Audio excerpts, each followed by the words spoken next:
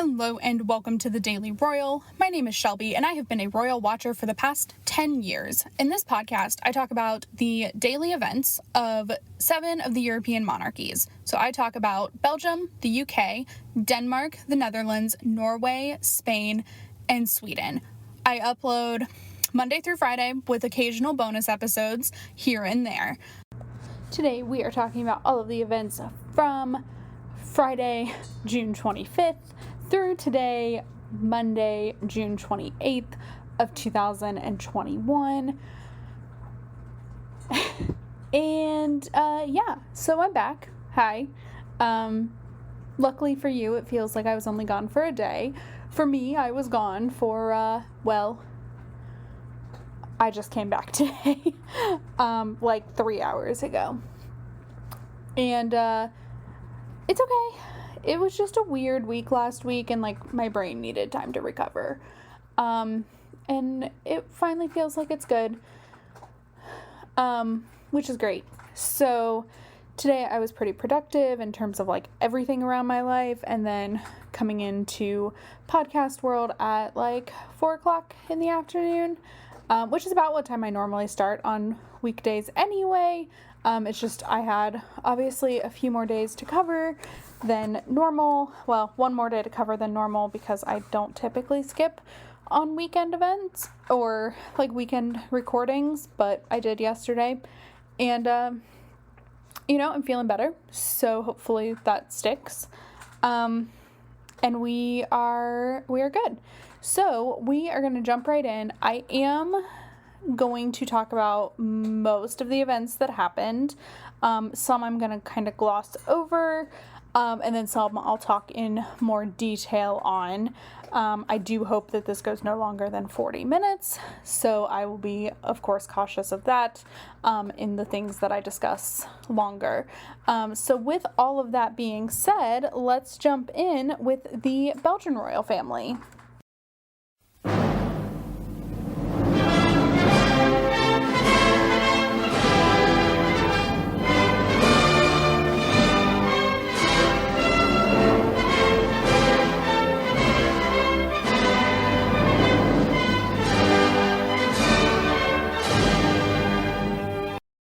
In Belgium, over the past few days, there have been, of course, several events.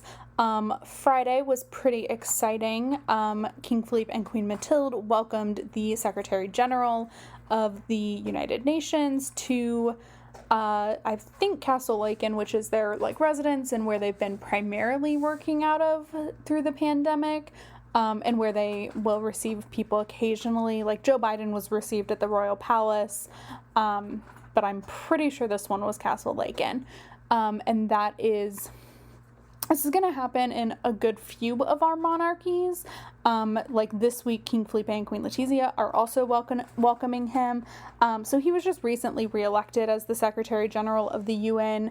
And so I suspect this is kind of like an election tour kind of thing. I don't know how many of the countries he'll be visiting. But so far, Belgium, and then with King Felipe and Queen Letizia on Friday. So I'm not sure if any of our other countries are in between. I know some are not, but some don't post everything. And so that was Friday, one event. And then also on Friday was the Queen Mathilde Prize ceremony. And so that was given to an organization called, I believe, Debateville, which is a speech and debate organization that helps children, young people, gain self-confidence and learn a varied skill set that comes with something in like speech and debate. You learn to think and form words to your thoughts, which is really hard to do when you're thinking about it. I'm like, oh, I should express my thoughts clearly in this moment, and I'm doing a terrible job. But, and it does, it helps create confidence and, confidence in what you're saying and also of your specific knowledge and skill set. So that was really cool. And then everything was pretty quiet over the weekend. They did send out a social media tweet or post congratulating the Belgian national soccer team who won their match in the Euro finals. Or it's not the finals yet, it was the round of 16 for the Euro Cup. So they just sent out that tweet. I think their game was on Sunday, and that brings us to today. So King Philippe held a couple of ceremonial things and kingly duties this morning. So he swore in a new member of the Constitutional Court, who I believe was a woman, which, like, finally, because Belgium is supposed to be putting more women on their Constitutional Court, and this, I think, was a successful situation like that. Good for them. And then he held a meeting with the Prime Minister. They do this every Monday. And then, in what was a shock to me, he and Queen Mathilde were all of a sudden in Germany. So I did not know this was coming. No idea.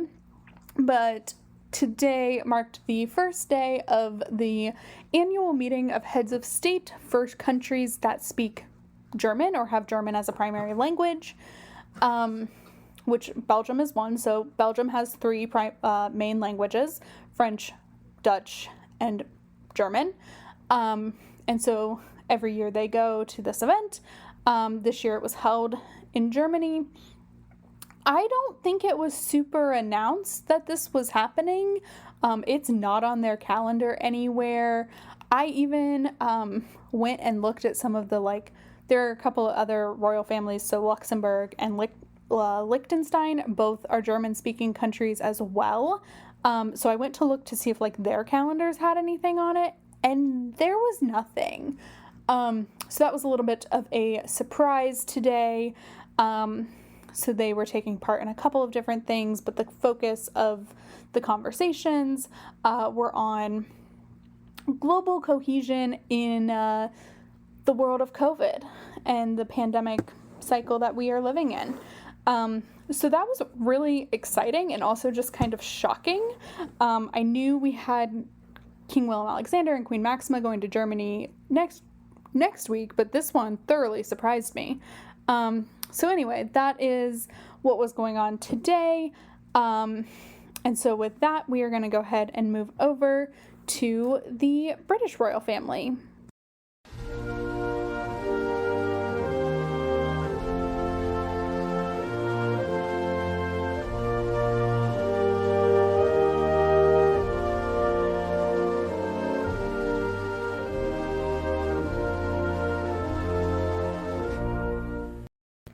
I have to say, I'm kind of surprised that there weren't a lot more events in the British royal family over the past few days. I mean, I knew today would be kind of busy, but it was only busy for a couple of people, which is kind of nice because I would say, for sure, there are 5 people in the British royal family that I talk about every day. No one else reaches 5, and the average I think is 3. So I like when it's split up like this, but it was just kind of bizarre. I just expected there to be a lot more. So on Friday, Queen Elizabeth, this must have already happened, but I don't remember reading about it on the court circular. But it was shared that Queen Elizabeth had been took part in a video conference with the Canadian Forces legal branch, Armed Forces legal branch, to present them with a banner, their banner for celebrating their centenary.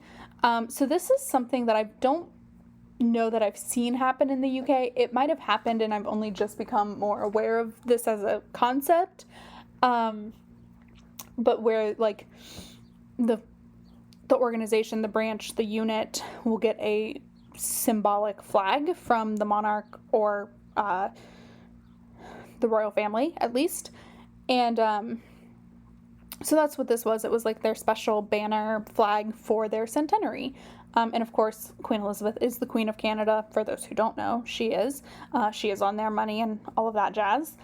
And she is recognized as their head of state. So, and commander-in-chief, etc. So that is, they highlighted like her relationship with the Canadian people in general, but the Canadian Armed Forces as well. So that was on Friday. Saturday and Sunday, there was nothing, which still shocks me. Like, I don't know, it's just been a couple of weeks where it's just been, like, busier weekends, and so, like, it felt really quiet. So then we get to today. Like, even on the court circular, you guys, there was nothing on Friday, nothing on Saturday or Sunday. And then we get to today, and today starts Royal Week in Scotland. So this is a week where Queen Elizabeth will take on a series of engagements in Scotland. She resides in Holyrood House, which is the official residence of the monarch in Scotland, and it's in Edinburgh, and so she spends a week undertaking engagements, and then typically, I think this is how this works, from then she'll travel to Balmoral, which is in the Highlands of Scotland, and it's not the official residence, but I think that's what will happen, but I'm not sure. And so, and also, like, we are still living in a very freshly light side of the pandemic world. So today she took on a series of engagements with the Duke of Cambridge. Actually, she took on like a couple of, it was a series. So first together they visited the Inbrun factory. Is that what it's called? I wanna get this part right. Hang on, I'm sorry. I wanna get this part right. Inbrew factory, which is a apparently world, like, at least Scotland famous beer, like, brewing company.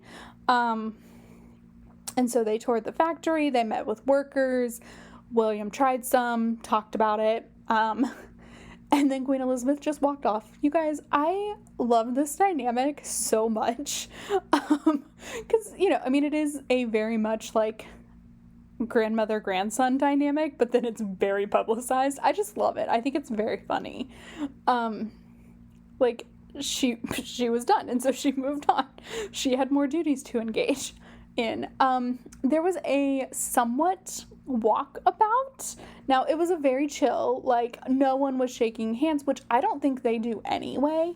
But, like, there were people there to greet her. There were flowers given. You guys, I lost my mind because it looked so normal. That's happened a few times today. So that happened.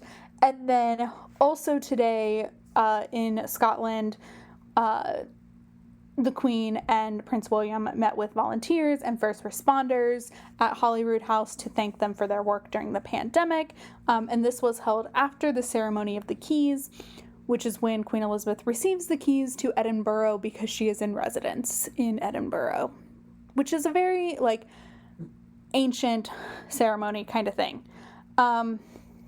I don't think it's ancient, but it's a very traditional ceremony. And so that was the day. So Queen Elizabeth will be taking on engagements, like I said, through the rest of the week. William is joining her for the first part. I don't know if he'll be with her tomorrow or not. But then towards the end of the week, her daughter, Princess Anne, will join her because William has to be back in London on the 1st, by the 1st. I'm sure he'll be back before then. But there is for those who don't know, there's a pretty intense event on July 1st, I think, that we'll talk about, of course, when we get there. I'm also not entirely sure that that's the date. It's either would make sense to be on July 1st. So that is what was going on in the UK. I can go ahead and pull up the court circular, but I'm gonna just guess that it was all pretty quiet. Also, my mail, I just got an email. Apparently I forgot to silence that for the day. Sorry. Okay, so Apple News. Yep, I'm gonna talk you through how I do this. Okay. June 28th of 2021. Palace of Holyrood House. Okay. I'm just reading through here. Everything so far is Holyrood House, and that is it. Nothing from the Prince of Wales and Duchess of Cornwall or from the Duchess of Cambridge today. So with that, let's go ahead and move on to Denmark.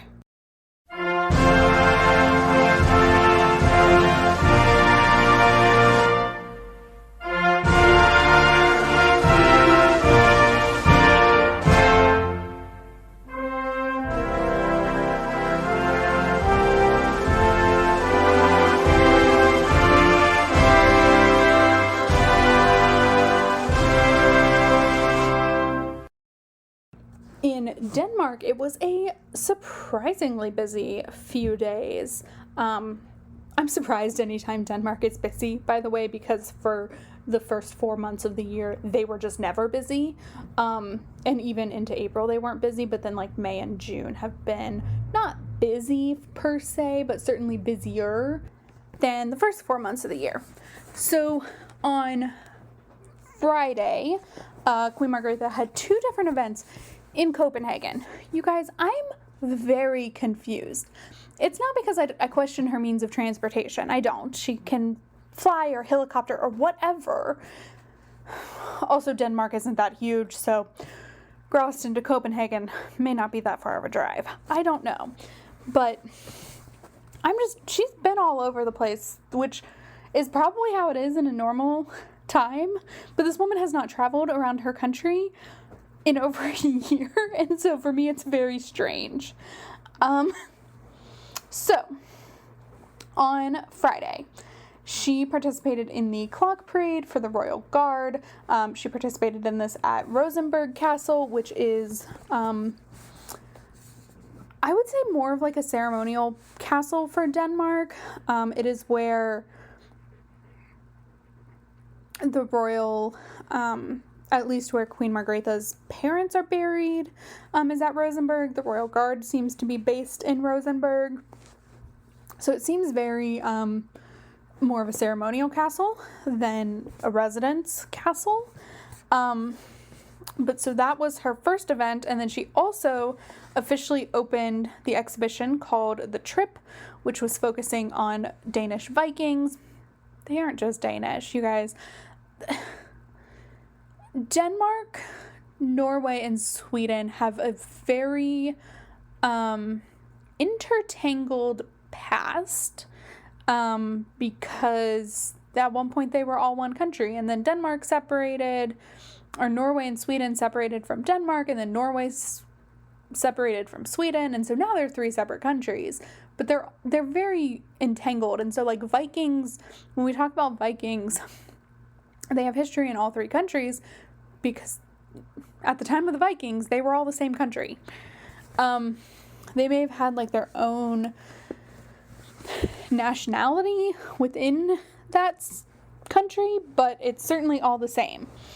So the exhibition is held at the National Museum in Copenhagen and will be on display for the next 2 years. It'll go off of display at the end of 2023. So that is very cool. And then on Saturday, we're back to the Southern Jutland and at Gråsten, where Queen Margrethe received the Ride for Rehab cycling team, which if you remember, maybe it was just last month, like beginning parts of May, maybe late parts of April, Crown Prince Frederik took part in a training ride with the Ride for Rehab team. And so they, as part of their ride, had a surprise tour of Gråsten and a greeting from Queen Margrethe, as well as both of her sisters. So Queen Anne-Marie of Greece and Princess Benedicte were both there as well. So that was Saturday, which, like, so fun. And then on Sunday, photos were released of Queen Margrethe and her sisters celebrating the summer at Gråsten. And and also on the royal yacht. So it seems like Princess Benedicte joined Margrethe like earlier last week, and then Queen Anne-Marie made her visit down late last week and will stay for who knows how long, which is it's very funny, because for those who don't know, so Queen Anne-Marie does now live in Greece again. She's a deposed royal. There is no royal family in Greece, but they still use the titles. Whether they should or not, I don't know. I don't have a super opinion on. It's how the Danish royal house referred to her, so that's what I will say. But like, so she is sisters of Queen Margrethe, right? And then Queen Sophia of Spain is the sister to King Constantine, Queen Anne-Marie's husband. And so Queen Sophia was in Greece and came back to Spain mid last week. And so that must have been about the same point that Queen Anne-Marie made her trip to Denmark. Also, I just love that royals are able to travel again. So glad. So that was fun. And also it was just really fun to see them all together. They are very close sisters. Which I think in any kind of three-sister relationship, you find that. And so it was just very sweet that, like, they were all able to get together. There were a lot of events last summer that, like, made mention that Queen Anne-Marie should have been there, but, like, because of the pandemic, couldn't be. So it was just really nice that she's able to be in Denmark this summer for however long. So those photos were released on Sunday. And then today, continuing on with the summer theme, Crown Prince Frederik took part in a sailing event with young people as part of the Red Barnets and Save the Children's holiday camp, because it's officially summer in Denmark. I don't quite know when the schools went out, but schools are no longer in session, and so I think it was just this weekend. But then it is now summer, so that is a big, exciting thing for Denmark. And now I expect it to be relatively quiet till the Olympics. No, maybe it'll be a little bit. We'll see. I guess we'll see how far Denmark makes it in the Euro Cup. That's what I'm waiting on now. They made it to the quarterfinals, the round of 8. So anyway, that is what was going on over the past couple of days in Denmark, and now we are going to move over to the Dutch royal family.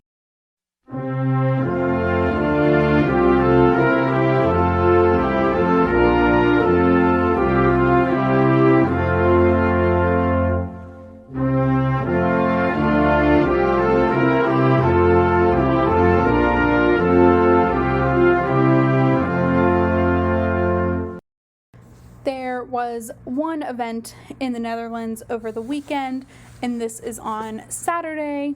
So I think this is just like a thing, because as I was thinking about this more last year, or more today about last year, I realized the same thing happened. So King Willem-Alexander on Saturday took part in the marking of Dutch Veterans Day, which was a larger event than last year, and this year, 4 veterans were able to share their experiences of the difficult time they had on missions. And it was a in-person event, but definitely, well, I assume scaled down. It was scaled up from last year, but it seemed to be larger, but also very COVID safe for sure.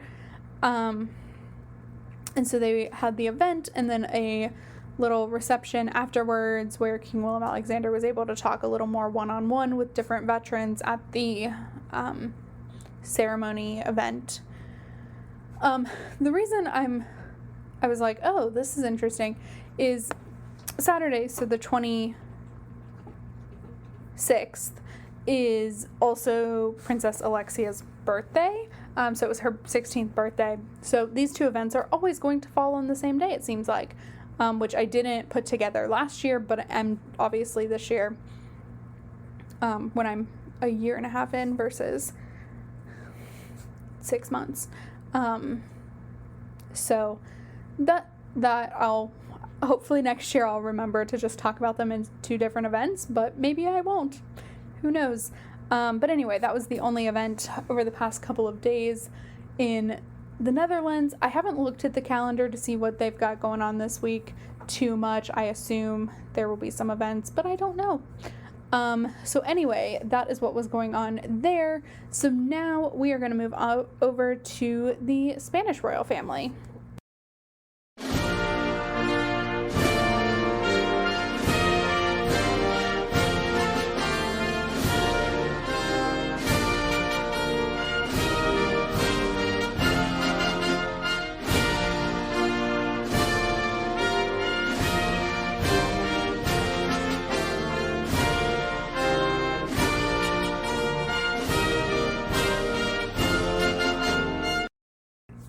I should mention before we start too much with the Spanish royal family, we are skipping Norway today.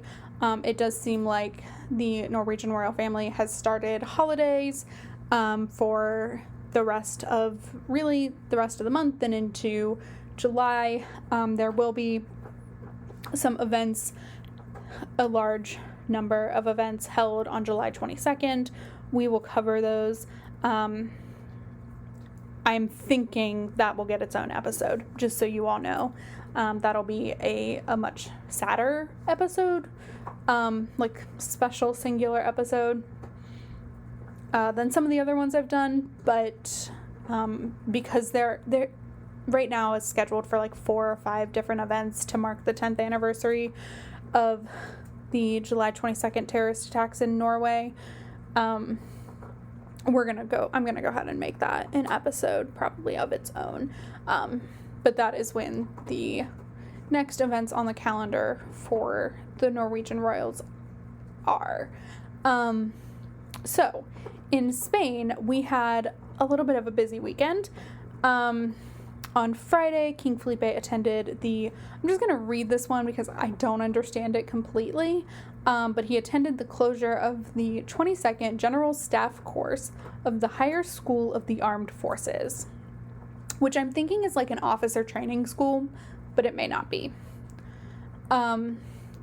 During the event, Felipe delivered the decoration to the officer at the top of his class, and then an award to the most distinguished student from friendly and allied countries. So this is what's making me think maybe it's like a military academy kind of thing, where you're training different countries as well. We have a couple of these in the States where different members will come. I'm not sure, like Sandringham is more for non-ranked, like young people, but it's the same kind of deal. It's just an officer training academy, essentially. So that was King Felipe's event on Friday. Meanwhile, Queen Letizia attended a board meeting for the student residents, which is something that confuses me. They have been going to this either together or separately since before I started even paying attention to the Spanish royal family, so pre-2011. I still have no idea what this is. It seems to be a center that was established to serve as a hub for scientific and artistic exchange, so like a place for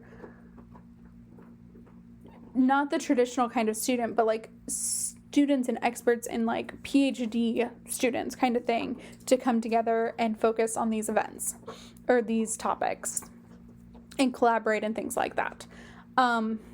I think is what it is, but I'm not entirely sure. So that was Friday. On Sunday, so nothing on Saturday, on Sunday, King Felipe attended the dinner ahead of the start of the Mobile World Congress in Barcelona. And then we get to today, where King Felipe attended the opening of the GSMA Mobile World Congress, which is an annual technology trade show kind of thing that focuses on mobile communication. So if you're in the States and are familiar with like technology conferences like this, it's kind of like a CES, like a consumer electronics show, but only focused on mobile devices and data and things like that. So GSMA is a type of like antenna type of thing. It's very complicated and confusing, and I'm not going to go into it, but it's a technology trade show for mobile communication. So like companies like Huawei, I think it's called Huawei. It's a phone company, Samsung, Apple, like kind of all of these companies, and then also like Vodafone, which is a European telephone company, all come and do booths and like show off what's coming next for them. So it's a big deal. I think King Felipe goes every year. I can kind of remember him going. There was some sort of version of the Mobile World Congress last year. It wasn't huge by any stretch, but there was some version of it, I think. So anyway, that was his event today. And then Queen Letizia presided over the World Blindness Summit opening session, which was in Madrid, or hosted in Madrid this year. I don't think it's in Madrid every year. So this was in partnership with ONCE, which is the Spanish Foundation for Spanish blind people. It's something. It's something very along those lines. It's hard to like translate it all. So she took part in that today. And then we will not see her again until Thursday. We will see King Felipe every day until Thursday, also on Thursday as well. So on Thursday is the Princess of Girona Awards. I'm still unsure. I think I am going to do an episode focused solely on that as well, because I do one for the Princess of Asturias Awards. The problem is the Asturias Awards take like 3 days, and this is taking 1. But I still might go into it and talk about all the different award winners and stuff like that. So that'll go up Saturday morning. I'll record it on Friday, and it'll go up on Saturday, because I'm holding out hope that there will be some Friday things in it as well, but there probably won't be because Secretary of the UN is coming, but we'll see. Okay, so that is what was going on in Spain. So now let's move over to the Swedish royal family.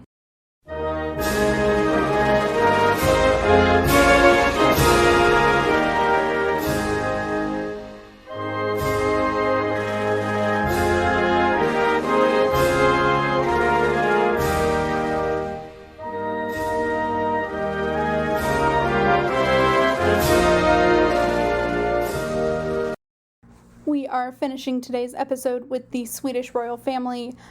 There were a couple of events over the past couple of days, which is wonderful for me in terms of like talking about different things, but it's going to be pretty sparse from Sweden. So it seems like the Scandinavians are just going to really be fairly chill over the next couple of months, really. And if I remember my timelines correctly, Scandinavia kind of comes back in August while everyone else goes on holiday. But, you know, I'm not going to take 2 months off of the podcast as much as I would sometimes like to. I'm not going to do that. So I am still taking just August. And it's not even off. It's just weekly episodes instead of daily. But Sweden has pretty sparse events throughout the month scheduled, which is fine.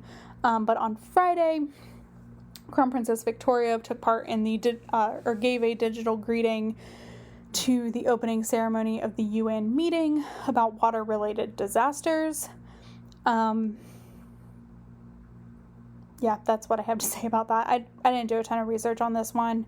I'm sure the speech was in English because it was to the UN, but I'm going to be very honest, I didn't even watch it. But anyway, bad podcast host award today. But that's okay. Because the thing I wanted to talk about more is today King Carl Gustaf met with the Prime Minister of Sweden, who announced his intention to resign and then resigned today after a vote of no confidence last week. So I think I mentioned in last week's episode that Sweden was kind of on the verge of like some sort of political crisis. And we have, I'm still not going to call it a crisis, but like kind of.